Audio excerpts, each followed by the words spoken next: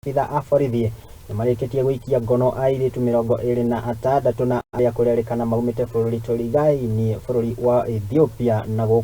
gũcoka kũingĩra gũkũ bũrũri-inĩ matakĩrĩ na maratathi ma wĩtĩkĩrĩku. Ũhoro ũyũ ũrerĩkana kana ũrekereirio nĩ county commander wa borithi mwena ũyũ ũĩkaine ta David Mathew, akiuga atĩ marakunyĩirwo ũhoro ũyũ nĩ mũingĩ wa gũkũ, na ũrĩa ugĩte atĩ airĩtu aya 26 maragĩkoretwo magĩikara nyũmba-inĩ ĩmwe marĩ othe. Gũkĩrĩ ũguo kana oho kũrerĩkana atĩ manjĩrĩirie gũkorwo makĩingĩra bũrũri-inĩ gũkũ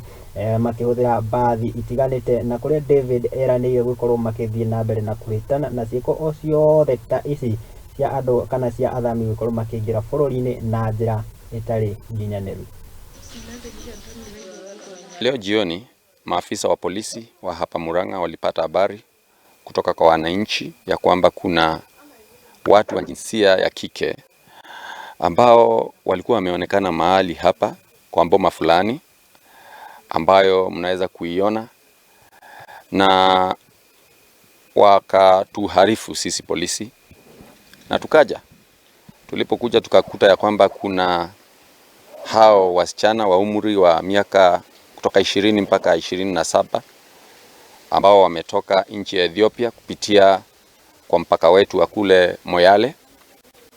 na tumeweza kujua kwamba walianza kusafiri ama walivuka mpaka tarehe 14 mwezi wa 7 mpaka tarehe 2 mwezi wa 9, lakini hawakuwa wanakuja wote pamoja, wanakuja wawili watatu hivyo. Na pia tumeweza kujua kwamba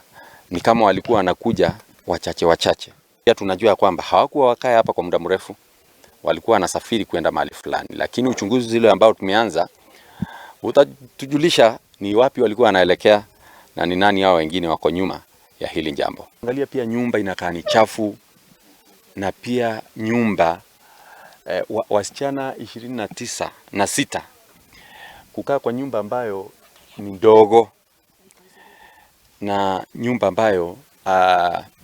iko kando na zingine. Kwa hivyo nikipenda kusema ya kwamba wale ambao wamehusika kwa jambo hili, kama hawana nia nzuri, tutahakikisha kwamba wameshtakiwa